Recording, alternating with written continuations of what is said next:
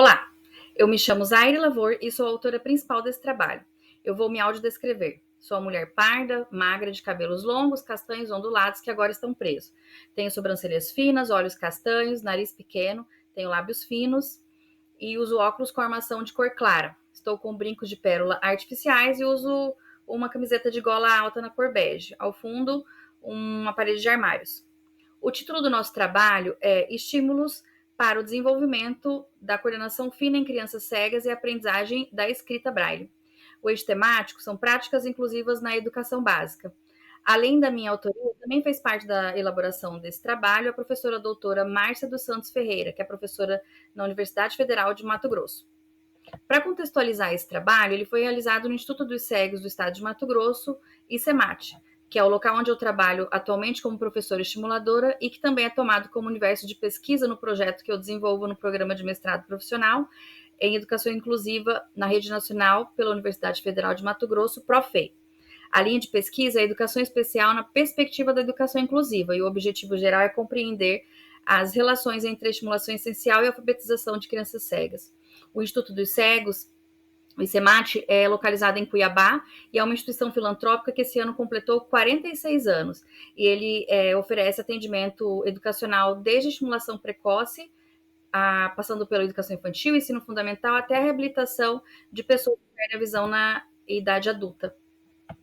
As considerações feitas nesse relato de pesquisa, elas são resultados da revisão de literatura e da experiência adquirida na intervenção educativa com crianças cegas que eu tenho no Instituto dos Cegos. Como participantes dessa pesquisa, temos 2 crianças cegas com idade de 9 anos. Bom, a coordenação motora fina, ela desempenha um papel fundamental no processo de aprendizagem da escrita braille. Então, estratégias pedagógicas lúdicas, exercícios que auxiliem e estimulem as crianças a aprimorar essa habilidade de usar as mãos com precisão são essenciais para o domínio da leitura e escrita braille. Nesse sentido, o objetivo desse relato de pesquisa foi abordar atividades e práticas específicas e como atividades e práticas específicas podem contribuir para o desenvolvimento da coordenação motora fina em crianças cegas, com foco especial na aprendizagem do sistema de escrita braille, que é um código universal de leitura tátil e de escrita usado por pessoas com deficiência visual. A metodologia utilizada foi uma pesquisação com a participação ativa das 2 crianças envolvidas e com o pesquisador atuando como facilitador e mediador. É importante que os educadores eles tenham uma visão integral do ser humano e não apenas enxergá-las, né, do ponto de vista do que falta. Então, ter a preocupação de não rotular a criança pela sua deficiência, colocando ela como incapaz. Então, vamos ver o que é preciso ser feito para que esse aluno atinja o objetivo. Quais as estratégias a gente pode buscar para que essas capacidades, né, sejam desenvolvidas. Nessa perspectiva, foi proposta uma brincadeira para colocar o corpo deles em ação. Foi desenvolvida uma sequência de atividades com 4 aulas, cujo tema era cabeça, ombro, joelho e pé. As atividades, né, com as crianças consistiram em momentos de exploração do corpo, com estímulo musical, comando oral da professora que buscou o tempo todo explorar diferentes movimentos com a intenção de observar qual era a compreensão delas dos conceitos, das habilidades, né, que eles tinham com foco na destreza manual. A partir desse momento, que o foco já era as mãos, né, as crianças foram expostas a diferentes atividades, em que elas puderam utilizar a coordenação motora fina, explorando o sentido do tato, movimento de rastreio, coordenação das mãos, também brincaram de quebra-cabeça, com as partes do corpo, exploraram bonecos, massa de modelar, e elas foram estimuladas nessas atividades com movimentos manuais, a amassar, enrolar, cortar, grudar a massinha formando o corpinho, dentre outras atividades, como usar a força das mãos para perfurar caixas de ovos, com lápis, quebrar casca de ovos, pegar água com conta-gotas, encaixes de ligas, picotar, recortar papel. E com relação ao referencial teórico desse relato de pesquisa, baseia-se na perspectiva histórico-cultural de Vygotsky, 1896-1934, que focaliza o desenvolvimento das potencialidades de aprendizagem das crianças com deficiência e a necessidade de elevar o ensino da criança com deficiência ao processo de educação social. Nessa perspectiva, a deficiência não é definida como um impedimento para a aprendizagem, mas sim como um estímulo. Vygotsky 2022 diz que é necessário que a criança participe e que haja interação e que essa interação seja não só entre sujeito e objeto, mas sujeito-sujeito. Oliveira e Marx, 2005, dizem que a linguagem é também a principal forma de promover a interação social das crianças deficientes visuais e tem papel fundamental na mediação de todo o seu processo de aprendizagem. A criança cega precisa adquirir uma motricidade fina adequada para a aprendizagem da leitura e escrita no sistema Braille, além de um desenvolvimento multissensorial que compensa a carência da visão. Pineiro, Quero e Dias, 2003. Então, tanto a criança cega quanto a criança vidente, elas adquirem o conhecimento através do seu desenvolvimento motor. Só que a criança cega, ela não só precisa utilizar as habilidades motoras finas para operar instrumentos de escrita com o tato, mas também o tato ele será a única fonte de informação nesse processo de aquisição da leitura. Então, como resultados, assim como a criança vidente, como para a criança vidente, a criança cega ela desenvolve um bom grafismo. Para ela desenvolver um bom grafismo, é preciso o desenvolvimento das habilidades motoras globais. Lebout, 1987, enfatiza que a imagem corpo-operatório precisa ser construída pela criança para que ela possa planejar e executar as suas ações de forma consciente e organizada, integrando a percepção do corpo com o pensamento. Então, ficou evidente através dessas atividades desenvolvidas que ambas as crianças não têm controle postural, integração bilateral, divisão funcional das mãos, força nas mãos e nos dedos, dissociação desses dedos, mão e punho. Então, elas não conseguiram construir a imagem do corpo operatória, tendo dificuldade de planejar e executar as ações de forma consciente e organizada, integrando a percepção do corpo com o pensamento. Então, estimular o movimento na fase.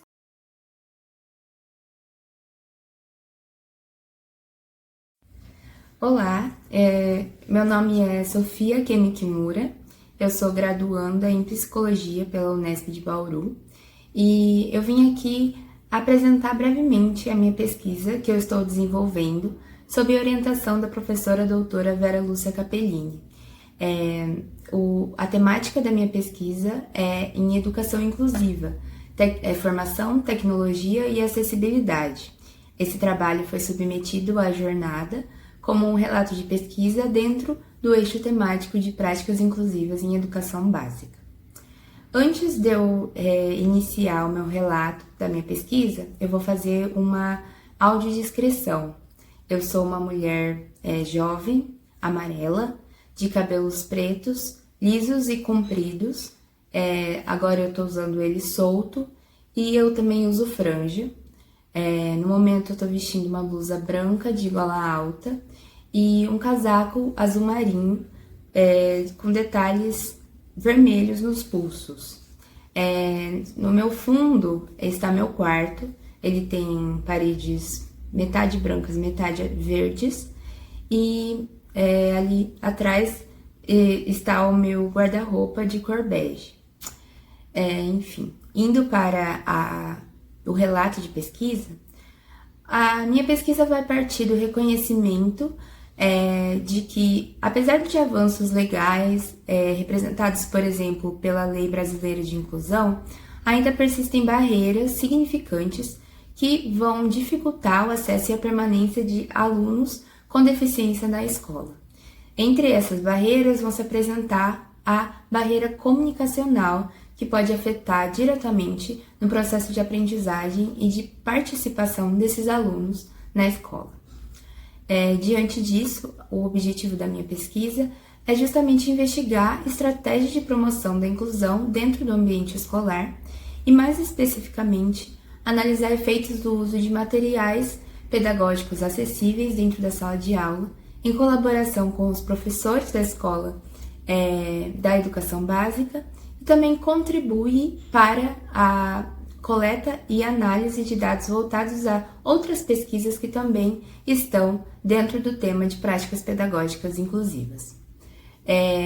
A minha pesquisa ela vai ter abordagem qualitativa, de caráter aplicado, e está sendo desenvolvida em uma escola pública de Bauru, com alunos do 4º ano do ensino fundamental. Para a coleta de dados, eu utilizei o Teste de Desempenho Escolar, também conhecido como TDE, na sua 2ª edição. E ele foi realizado antes das intervenções e será realizado novamente a sua aplicação depois das intervenções com os materiais acessíveis nessa sala de aula. Também estão sendo realizadas reuniões com a professora dessa turma e com a coordenadora da escola, com foco justamente no planejamento das ações pedagógicas, né? E fazendo um breve panorama teórico, o meu referencial vai discutir essa importância de formação docente crítica e a necessidade de articular os conceitos como equidade, consciência sociopolítica e práticas inclusivas. Vão ser apontados que a efetivação das políticas públicas vai acabar dependendo do comprometimento institucional e que existe também a problematização dos impactos da lógica neoliberal dentro da educação, que vai tender a padronizar avaliações e desconsiderar especificidades dos estudantes. Apesar dos avanços históricos e legais dentro da educação especial no Brasil, ainda vão existir vários obstáculos concretos que vão impedir a consolidação dessas práticas inclusivas. Como resultados preliminares, eu realizei a aplicação do TDA2 e observei que a maioria dos estudantes apresentaram desempenho abaixo da média, o que reforçou a importância dessas práticas pedagógicas mais acessíveis dentro da sala de aula.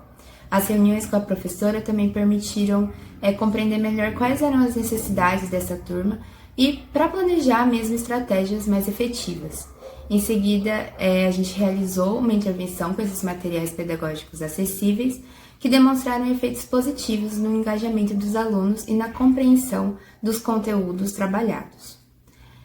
Esses achados iniciais da minha pesquisa reforçaram que a inclusão escolar não se faz apenas com normativas, mas também com ações cotidianas que considerem a escuta de profissionais da educação, a análise das necessidades dos estudantes e a construção de práticas pedagógicas efetivamente acessíveis.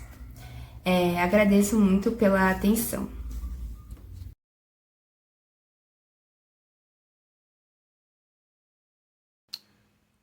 Olá pessoal, o meu nome é Vanessa Soares, eu sou mulher de 36 anos, parda, eu sou magra, tenho cabelos castanhos escuros na altura do ombro, uso óculos da cor preta com unidades marrons, estou aparecendo no vídeo da parte do peito para cima, estou com um vestido azul de bolinhas brancas. Bom, esse artigo que nós vamos apresentar para vocês foi eu, Vanessa, com as duas amigas, Maxlene Nunes e Joselene Melo. O título dele é O Papel da Família no Exercício do Direito pela Pessoa Surda. Então, assim, por que de mostrar esse trabalho para vocês, né?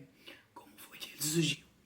Ele surgiu em virtude da inquietação minha, na época que eu estava fazendo a faculdade. No ano 2023 eu fiz Letras Libras na UFPB, porque eu sou graduada em Pedagogia e também sou graduada em Letras Libras.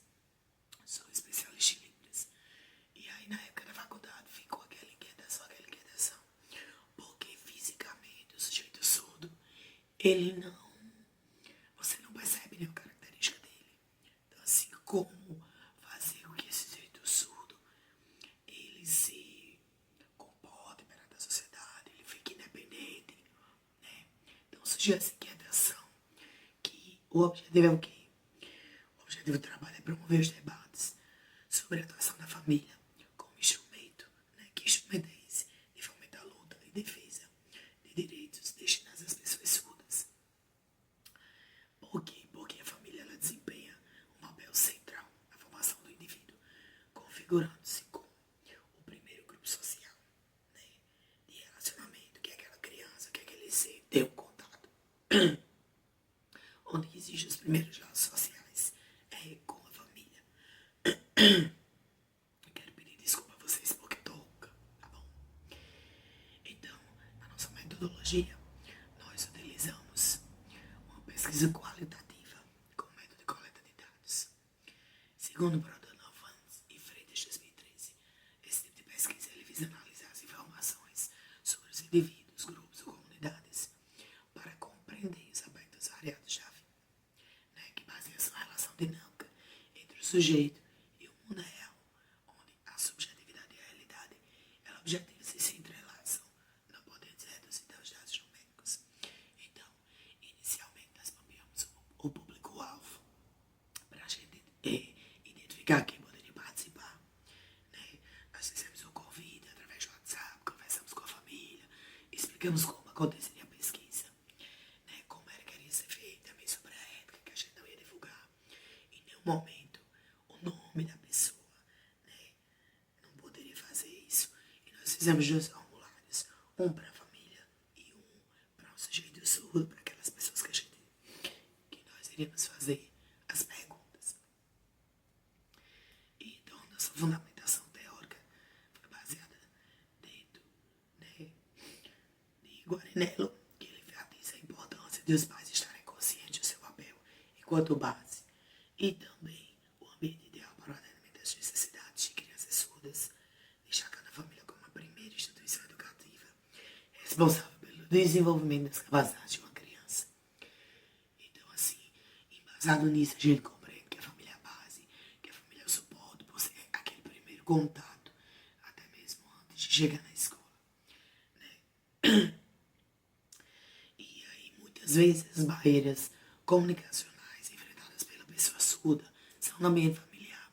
É a falta de aceitação, são os pais que não conhecem a Libras, né? E aí, em seguida, vem a escola, que aí tem as lacunas comunicacionais, devido à falta dos profissionais fluentes na Libras, a carência dos intérpretes, dos tradutores de Libras, o que pode dificultar ainda mais a plena participação sociocultural daquele sujeito no ambiente escolar. E aí, diante dessa pesquisa, o que foi que nós concluímos, né? Nós concluímos que, diante das 2 famílias, a família 2, ela ao reconhecer, ao aceitar a sua filha, né, que ela tem o direito do uso da Libras, a cultura surda, a instrução escolar, a sua língua materna, ela teve com resultado direto, que ela ainda adolescente, ela já estava dentro da faculdade, já estava cursando o curso de Letras Libras. Então, assim, é uma evolução gigantesca, né? E Guarinello, ele ressalta que a família como base, ela retrata os benefícios da surdez assumida pela mãe e pela filha apenas como diferença, mas como sujeito independente, capaz. Então, assim, é muito importante essa valorização, diferente da família 1. Porque, embora a família 1 tentasse incentivar seu filho nos estudos, no acesso a Libras, a cultura e a identidade surda, elas demoraram, né, para elas se tornarem os direitos concretos a esse estudante. Então, a Bíblia fala que alerta para o conhecimento tardio das especificidades. Então, esse aluno, né, esse sujeito surdo da família 1, ele já com 20 anos de idade ainda estava cursando a 3ª série do ensino médio, completamente dependente da mãe, que a mãe ia buscar na escola, que a mãe não deixava atravessar uma rua só. Então, assim, o quanto foi, né, prejudicial para esse sujeito surdo. E aí, no sentido de fortalecimento da cultura e identidade surda para as famílias das pessoas surdas, a gente compartilha conhecimento sobre a Libras, sobre as suas especificidades. As famílias, elas precisam da informação para romper os estigmas e as barreiras, né, que geralmente iniciam dentro de casa, a fim de que os resultados se fortaleçam as ações de exercício do direito pela pessoa surda. Então, é isso. Nós temos as nossas referências, vão estar disponíveis. E obrigada.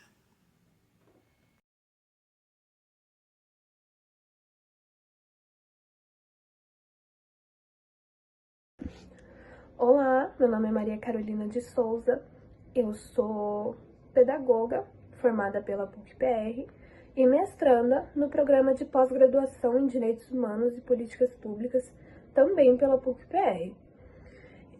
Atualmente eu atuo na rede pública de ensino, no município de Pinhais, região metropolitana de Curitiba, Paraná. Eu sou uma mulher branca, cabelos e olhos castanhos, meu cabelo é longo, liso, está solto. Eu uso uma blusa branca de gola alta e sou vista dos ombros para cima. O meu trabalho, intitulado Inclusão Escolar de Estudantes com Deficiência Auditiva/Surdez na Rede Regular de Ensino, se enquadra no eixo temático Práticas Inclusivas na Educação Básica e tem como questão central, como objetivo orientador, o que dizem as políticas públicas e legislações sobre a inclusão de estudantes com deficiência auditiva ou surdez na educação básica. Como essas orientações têm sido efetivadas na prática? E, dentre todos os aspectos que foram analisados, discutidos, destaca-se a inserção do profissional intérprete de Libras em sala de aula. Enquanto aspecto metodológico, foi desenvolvido um levantamento bibliográfico no portal de periódicos da CAPES e, para fundamentar a discussão, foi utilizado o conceito de inclusão escolar de Gebert, 2010, e enquanto definição de deficiência e deficiência auditiva, foi utilizado o que está disposto na Lei Brasileira de Inclusão da Pessoa com Deficiência. Enquanto aporte legislativo para a discussão, foi utilizada a Lei 9.394, que é a Lei de Diretrizes e Bases da Educação Nacional, a Lei 10.436, que reconhece a língua brasileira de sinais, e a Lei 13.146, que é a Lei Brasileira de Inclusão da Pessoa com Deficiência. Esse estudo, ele surge a partir de uma experiência que eu tive a oportunidade de vivenciar a partir da disciplina de estágio supervisionado, com ênfase na gestão escolar, durante a minha graduação. E para a discussão, foi realizado o diálogo entre o conhecimento sistematizado e a experiência vivenciada em campo de estágio. Enquanto definição de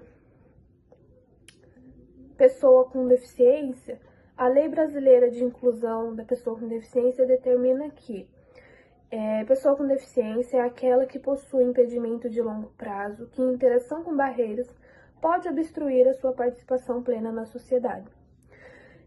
Enquanto deficiência auditiva, a lei traz que se refere à perda auditiva bilateral, parcial ou total de 41 decibéis ou mais.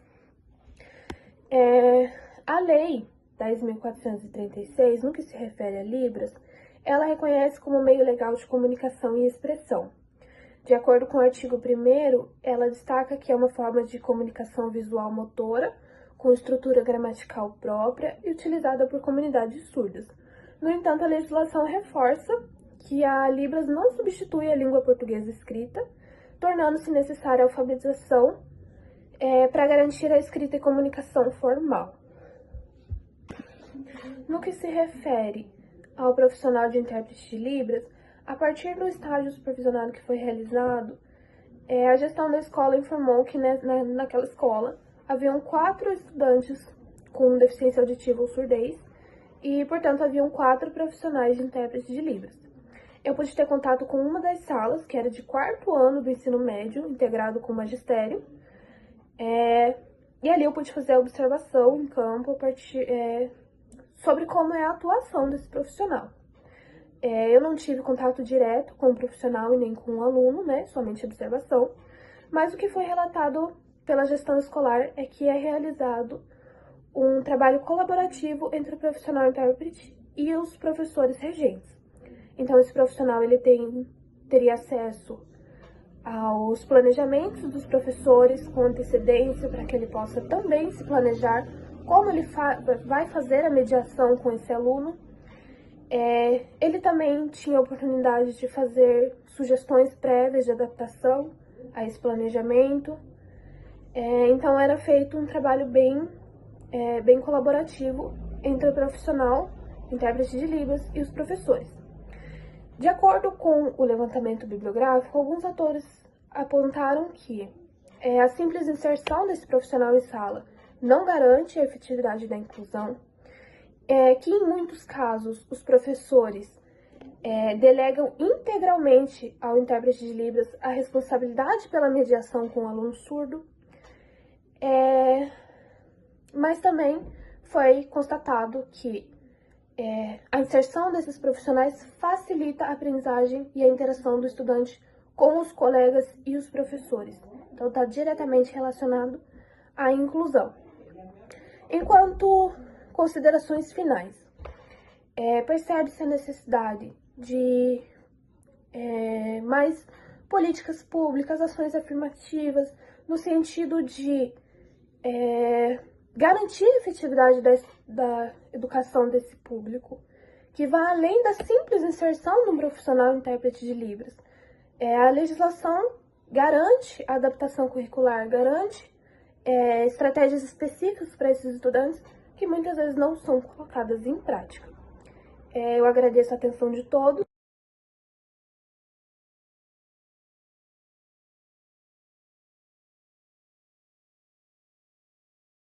Olá, eu sou a professora Alice Rodrigues, sou licenciada em Física pelo IFPE Campus Pesqueira. Sou uma mulher parda, vista de ombros para cima, cabelos ondulados, curtos, de cor preta, e uso uma camisa branca. Aqui nesse primeiro slide, em fundo branco, com letras pretas, com a logo do evento no canto superior, e centralizado tem como título Ensino de Física para Estudantes com Transtorno do Espectro do Autismo, uma sequência didática baseada no Desenho Universal para a Aprendizagem. No próximo slide, onde tem como título a introdução em letras pretas e fundo branco com a logo do evento no canto inferior direito, tem alguns tópicos que vamos falar sobre eles. Então, nos últimos anos, na última década, a gente teve um aumento significativo no número de matrículas de alunos com transtorno do espectro do autismo na educação básica. E isso nos leva a refletir, pensar sobre como trazer um ensino para esses estudantes que seja acessível. Então, pensando nisso como problema de pesquisa, a gente tem como pergunta como um professor de física pode ensinar conceitos de termodinâmica em uma turma regular que inclui um estudante com um transtorno do espectro do autismo. E aí, pensando nisso, escolhemos a abordagem do Desenho Universal para a Aprendizagem para utilizá-la para planejar uma sequência de ensino de conceitos de termodinâmica. E justamente a escolha do DUA se deu pelo fato de ser uma abordagem que, embora a gente já tenha muitos estudos falando sobre, no ensino de física, em contrapartida, isso não é muito visto. Então, a gente tem uma escassez na literatura de trabalhos relacionados ao DUA no ensino de física. No próximo slide, a gente fala sobre a metodologia, que mantém o mesmo padrão do slide anterior, letras pretas em fundo branco. Esse trabalho tem metodologia, uma abordagem qualitativa. Participaram desses estudantes que são de uma escola privada do Agreste Pernambucano, 28 estudantes de uma turma do segundo ano do ensino médio, onde nessa turma a gente tem um estudante diagnosticado com transtorno do espectro do autismo, nível 2 de suporte. Bom, no próximo slide, ainda falando sobre a metodologia, a gente traz um esquema sobre como foi essa construção, as etapas de construção e implementação dessa sequência de ensino. Então, para isso, a gente começou fazendo a revisão da literatura sobre o Desenho Universal para a Aprendizagem, sobre como aplicar ele em sala de aula, também sobre o transtorno do espectro do autismo, para entender esse transtorno, e sobre os conceitos de termodinâmica, que foram os conceitos que a gente decidiu trabalhar nessa sequência de ensino, abordando os conceitos de calor, temperatura e sensação térmica. Aliado a isso, também fizemos um mergulho, né, nas diretrizes e nos pontos de verificação do Desenho Universal para a Aprendizagem, em seus 3 princípios. E, durante isso, também fizemos uma etapa de observação das aulas para se familiarizar com a turma e conhecer esses estudantes. Então, essa sequência foi aplicada em 2 aulas, sendo a primeira aula que aconteceu uma atividade no laboratório, uma atividade prática, sensorial, onde os alunos tocaram objetos do laboratório para ver a temperatura, a sensação térmica, e a gente começar a discutir sobre esses conceitos. Então, os alunos eles puderam perceber por que determinados objetos são mais quentes, que aparentam ser mais quentes que outros. Essas foram as discussões inicialmente levantadas. Também fizemos a atividade em que os alunos colocaram as mãos, mergulharam as mãos em águas em diferentes temperaturas, para a gente discutir esses conceitos também. Na segunda aula, a gente fez uma atividade escrita, que envolvia esses mesmos conceitos, e narrava a história de um cachorro E essa escolha de ser um cachorro foi justamente porque era um hiperfoco desse aluno com o transtorno do espectro do autismo, esse interesse por cães. Então, a gente decidiu colocar esse interesse nessa atividade. E aí, seguindo para os próximos slides, onde a gente trata das considerações finais, resultados, nesse primeiro slide a gente fala sobre a participação dos estudantes, que em toda a turma, no geral, a gente teve uma participação muito significativa, um envolvimento muito ativo nas atividades propostas, práticas e escritas de todos os alunos, em momentos diferentes. Com relação aos princípios do DUA, o princípio 1, que trata sobre proporcionar múltiplos meios de apresentação, a gente percebeu que o fato de diversificar os meios como a gente apresenta o conteúdo para aquele aluno, seja de forma visual, tátil, auditiva, textual, isso favorece a construção do conhecimento para todos os alunos. Já com relação ao princípio 2, proporcionar múltiplos meios de ação e expressão, através da diversificação dos meios como os alunos podiam expressar aquilo que tinham aprendido, seja ela de forma oral, escrita, prática, a gente percebeu um engajamento maior dos alunos, o envolvimento nas atividades propostas, nas discussões, proporcionando que eles conseguissem fazer uma relação entre teoria e prática através de questionamentos que surgiam durante a aula. E, por fim, o princípio 3, que diz respeito a proporcionar múltiplos meios de envolvimento. Durante o processo de planejamento da sequência, pensando nisso, a gente já trouxe alguns elementos, a partir das observações das aulas, de características e interesses dos alunos para colocar dentro desse planejamento. Então, por exemplo, a questão da atividade envolvendo o cachorro, que é um hiperfoco do aluno, isso foi um fator de grande engajamento, tanto por parte dele como pelos demais colegas. Então, essas atividades, elas geraram um interesse coletivo e individual nessa turma.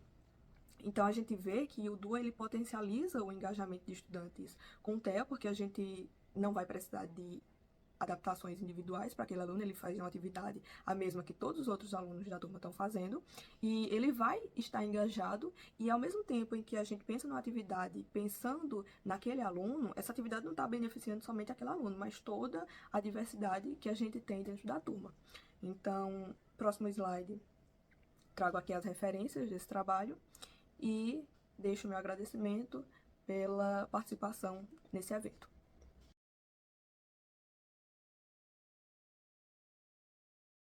Olá, eu sou Eliane Mani, professora do Sistema Municipal de Ensino de Bauru e doutora em Educação pela Universidade Federal de São Carlos, a UFSCar. Atualmente atuo como supervisora na Secretaria Municipal da Educação. Vou fazer minha autodescrição. Sou uma mulher branca, de cabelos curtos e claros. Estou usando um óculos de armação azul com alguns tons marrons. Tenho no meu pescoço uma gargantilha em tom prateado. Estou usando uma camisa branca com pequenas listas pretas. Ao meu fundo, uma parede branca. A minha colega Maria Carolina. Olá, sou Maria Carolina. Sou uma mulher branca, de cabelos um pouco abaixo dos ombros. Estou usando uma blusa cinza de gola alta, um casaco preto, um par de brincos dourados. Ao meu fundo, uma parede clara com alguns vasos. Também sou professora no Sistema Municipal de Bauru e doutoranda no programa de Psicologia pela Unesp Assis. Hoje vamos conversar um pouquinho sobre um ponto central da nossa pesquisa. Então, quais são os valores sociomorais, que estão presentes na Política Nacional de Educação, na perspectiva da educação inclusiva? Apresentamos, então, o trabalho intitulado A Política Nacional da Educação Especial na Perspectiva da Educação Inclusiva e a Educação em Valores Sociomorais. O que há de valor moral nesse documento?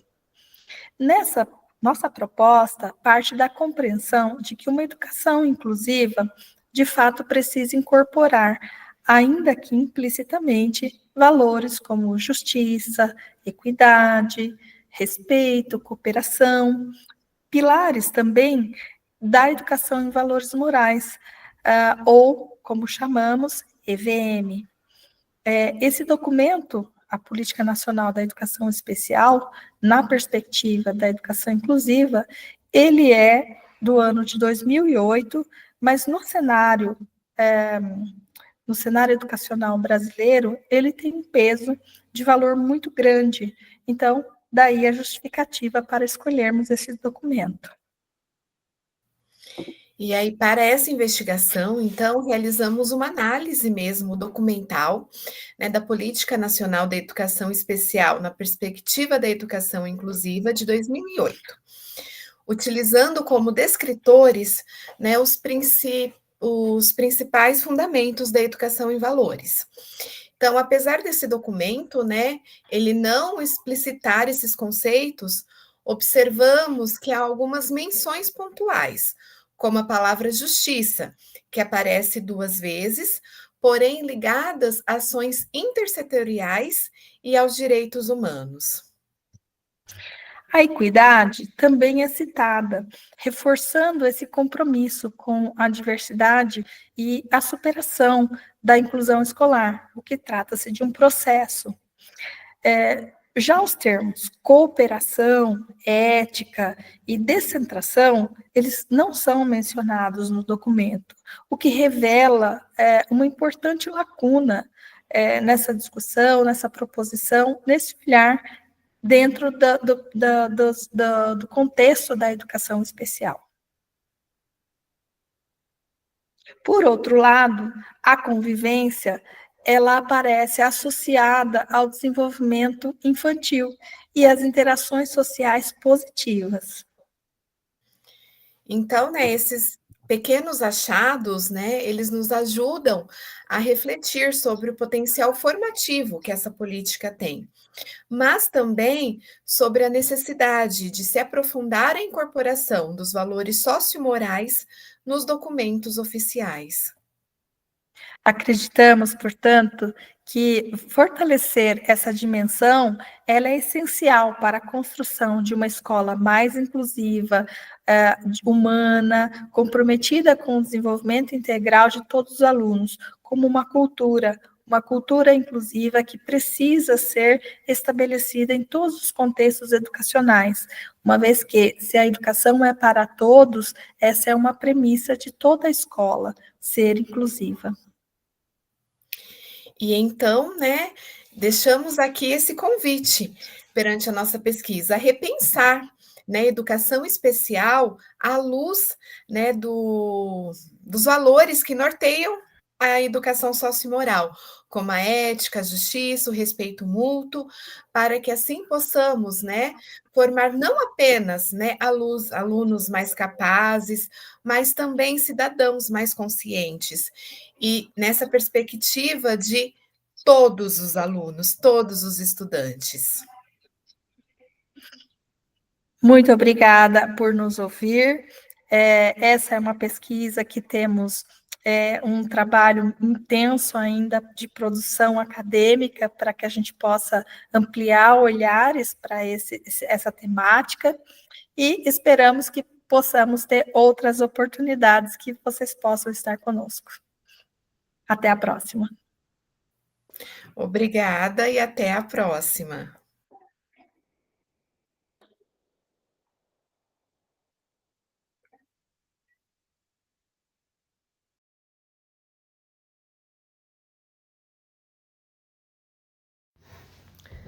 Meu nome é Camila e farei a autodescrição. Eu sou uma mulher branca com os olhos escuros, cabelos escuros, meus cabelos estão presos, estou usando um brinco dourado, uma blusa de lã cinza e um casaco preto. Ao fundo, eu tenho uma parede branca, um calendário e um computador. Estou no contexto de uma escola pública, que é o espaço em que eu trabalho. Então, eu sou a Camila Castelhano Pereira dos Santos, sou a autora do texto, do relato de experiência As Brincadeiras Cantadas como proposta pedagógica para a inclusão na educação infantil, linguagem oral. Então, esse trabalho foi desenvolvido no contexto de uma escola pública, em uma turma da educação infantil, em que atuei como professora, e por meio das propostas pedagógicas realizadas, identifiquei a necessidade de propor ações voltadas ao desenvolvimento da linguagem oral. Então, dentro das propostas da BNCC, né, o pensamento, a linguagem precisam ser trabalhados, desenvolvidos no contexto da escola, as interações das crianças com a linguagem escrita, a linguagem oral, é fundamental para o desenvolvimento, né, sendo um contexto de interações em que ela vivencia, ela assume, ela compreende e desenvolve a sua linguagem oral. Ocorre que algumas crianças estavam vivenciando essa experiência do contexto escolar pela primeira vez e algumas não tinham um estímulo desenvolvido no contexto das suas famílias. Outras tinham desenvolvimento, né, tinham participações aí, escolares, né, no contexto da educação infantil, das creches, porém apresentavam alguns obstáculos, tanto na construção do seu pensamento para expressar seus desejos, seus interesses, como nas participações com os colegas. Então, tinham algumas dificuldades nessa vivência da linguagem oral. Então, por meio das brincadeiras, por meio de jogos orais, propostas individuais e coletivas, nós fomos construindo ações voltadas ao desenvolvimento da autonomia das crianças. Então, algumas crianças que eram imigrantes, outras que apresentavam deficiência, e outras crianças também que não eram estimuladas para o seu desenvolvimento da linguagem oral, vivenciaram propostas diferenciadas voltadas às brincadeiras cantadas, a jogos de linguagens, produções escritas, criação de estratégias que voltassem então para essa construção desse conhecimento, né, dessa apropriação da linguagem oral. Então, muitas crianças estavam inseridas e apresentavam a sua forma de linguagem de forma gestual. Então, a forma de comunicação se tornava, de uma certa forma, um tanto limitante e não conseguiam expressar os seus desejos em contextos que não tinham tanta familiaridade como na escola e na argumentação, nas relações com os seus colegas. Nos momentos de rodas de conversa, que era uma prática muito cotidiana na escola, nós começamos a observar esses obstáculos e propomos, então, que as famílias participassem da construção de um repertório para as crianças das brincadeiras cantadas. Então, essa provocação para a família nos trouxe, então, algumas relações históricas das brincadeiras cantadas no desenvolvimento das crianças. As famílias gravaram vídeos em casa, ensinando as crianças brincadeiras. Nós apresentamos na escola, as crianças se sentiram muito valorizadas em perceber que as suas famílias estavam sendo assistidas pelos colegas, apresentavam, cantavam conosco, e isso criou um sentimento de pertencimento e assumiram, né, a linguagem oral dentro das suas vivências concretas de uso, de argumentação, de colaboração ali com os colegas, ensinando então outras brincadeiras cantadas. Essa atividade foi extremamente significativa para as crianças, contribuiu para o desenvolvimento da linguagem oral das crianças, para estimular novos repertórios musicais, brincadeiras, formas de negociação no contexto simbólico ali das brincadeiras, das disputas, dos seus acordos, né, com as próprias crianças sobre os brinquedos que elas queriam brincar e como que elas iriam construir uma forma de diálogo com as outras crianças. Muitas ações voltadas à biblioteca também contribuíram para que as crianças ampliassem os seus repertórios de leitura, pseudo-leituras, né? Uma leitura de imagem, uma releitura de uma história que era contada. Então, esse desenvolvimento da linguagem oral, esse trabalho voltado às brincadeiras cantadas, ao desenvolvimento cultural, né, esse espaço brincante foi extremamente significativo e transformou, então, as vivências das crianças para que elas ampliassem o seu repertório, o seu olhar em relação à cultura letrada. Foi extremamente significativa e inclusiva dentro do grupo, né? Dentro do perfil da turma que nós tínhamos, então, lá na nossa escola.